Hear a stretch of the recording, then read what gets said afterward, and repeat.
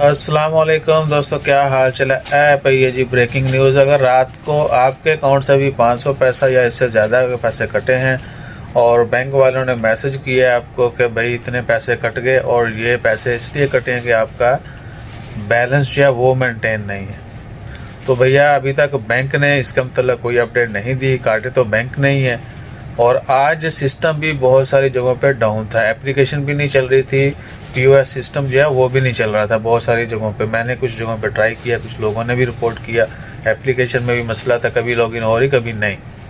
तो बैंक की जानब से 500 पैसा काटा जा रहा है। कुछ 2 रियाल की भी शिकायत हैं कि 2 रियाल कटे हैं और बगैर किसी यानी रीज़न के अचानक हुआ है।